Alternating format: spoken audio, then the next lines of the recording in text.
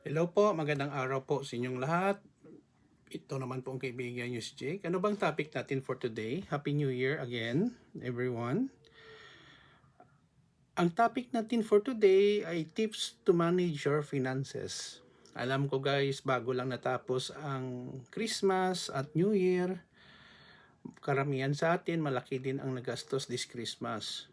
Ako medyo malaki kasi we have a vacation with my family sa Iloilo. Every year, may time talaga na hindi kami nakabakasyon kasi pumunta ako at ang asawa ko sa ibang bansa, no? Pero malaki din ang mga gastos kasi sa mga handaan, gifts, travel at iba-iba pa. Kailangan po ito ng magandang financial management, no? Alam ko guys, marami sa atin ang medyo gipit, no, in terms of money kasi mataas ang mga bilihin at serbisyo dito sa Pilipinas. So ito po ang ating tutukan sa ating topic for today, no. Ano ba mga tips, no, to manage our finances? Lahat ng tao kailangan talaga may basic knowledge on managing their finances or else malulubog po tayo sa utang. Tulad ng credit card, lending, companies at kung saan pa tayo pwede makautang, no, to overcome ang ating mga kakulangan sa financial na aspeto ng ating buhay. So kung bago lang kayo sa aking page, please follow me here in my Facebook and please subscribe to my YouTube channel. Maraming salamat po sa inyong panonood, pakikinig sa aking mga videos. So una-una guys, tandaan natin, we have to budget wisely. Track your income and expenses, know where your money goes. Kailangan alam mo kung saan ba pumupunta ang ating pera. Pagkain, basic utilities sa bahay, tubig, kuryente, internet, gasolina sa sasakyan, repairs, load sa cellphone, subscription sa Netflix kung meron, at kung ano-ano pa. Ikalawa, create monthly budget. Magkano ba ang pumapasok na income sa ating buhay, no? Sa ating pagtatrabaho o negosyo. Let's say you have 20,000 income.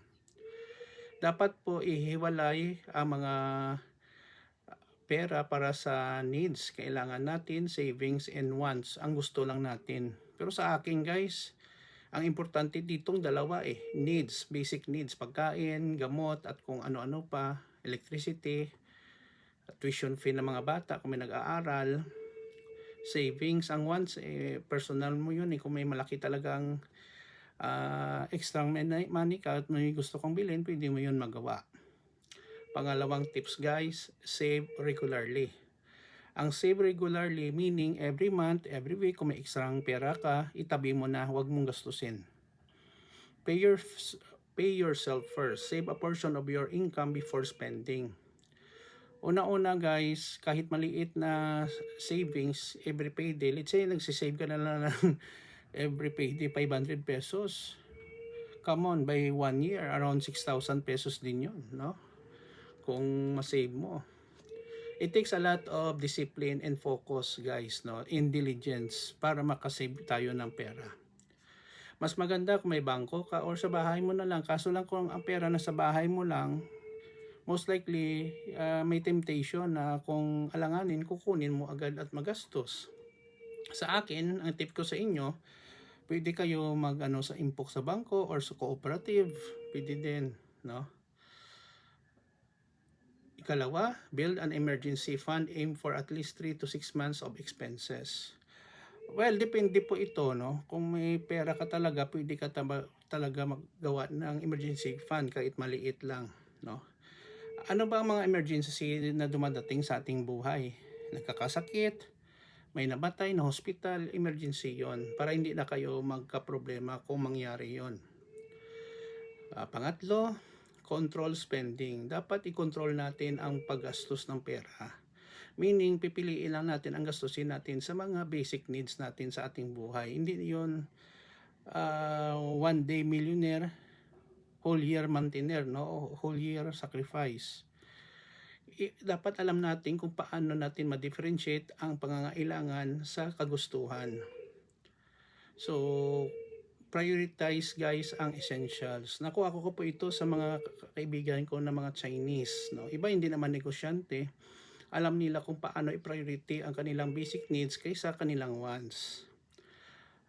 Iwasan ang mga unnecessary na pagkakautang using credit card. Use credit card if needed. Ako guys, personally, I don't have credit card. Ang asawa ko meron, so doon lang ako nagbabayad sa kanya or gumagamit ako ng debit card. Next, plan for the future. Dapat natin paghandaan ang ating kinabukasan because ang buhay natin sa mundo guys ay maraming uncertainty. Hindi natin alam kung ano mangyayari bukas. Set financial goals. Short-term and long-term goals help guide spending. Mag-impo ka ng pera sa bangko, kaso ngayon malaki ang tax, no? 20%. Parang 0.001 ang yata ang interest ng bangko. Sa cooperative, guys, no? 3% walang tax. So sa inyong lugar may mga cooperative, no? Kung ano, wag na kayo mag-invest sa mga cryptocurrency ng mga ganon kung hindi nyo alam kasi maraming mga bugos dyan, no? Mga scammers. Marami na akong kakilala, matatalino na biktima din ng crypto scam na tinatawag. Invest carefully, start small and understand the risk.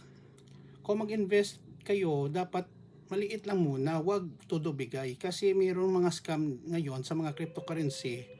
Ang cryptocurrency guys is legal, wala po yung masama, kaso sinasakyan ng mga scammers.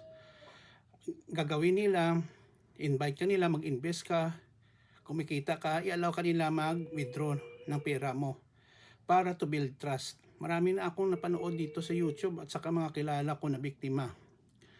Once na build up ang trust, hikayatin ka mag-invest ka ng malaking pera, and then kung mag-withdraw ka ng malaki, yun na, magsasabi sila na hindi mo pwede ito withdraw, dapat may babayaran ka pa.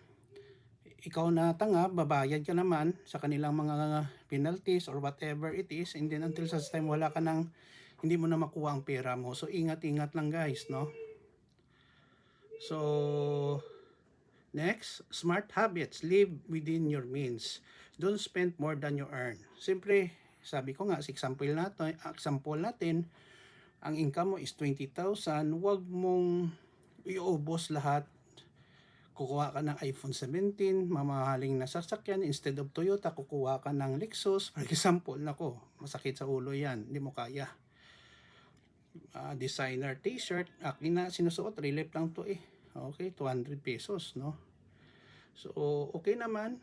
Comfortably naman. And then review finances regularly. Adjust your budget with needed. Alam nyo guys, no? Ang financial literacy ay kailangan ng lahat ng tao dito sa mundo, Pilipino man or banyaga. Dapat matutunan natin mas maaga pa at idisiplina din ang ating sarili. To end our topic for today, good financial management builds security, peace of mind, and long-term success. So dapat magsimula tayo ng mas maaga pa para at least hindi tayo magkakaproblema in the future. Yun lang po, sana po may napulot po kayong lesson and aral sa ating topic for today, tips to manage our finances. Maraming salamat sa inyong panunood at pakikinig. See you in the next video guys. Please follow me in Facebook and my YouTube channel. Ito naman pong kaibigan nyo Jake. Paalam guys. See you in the next video.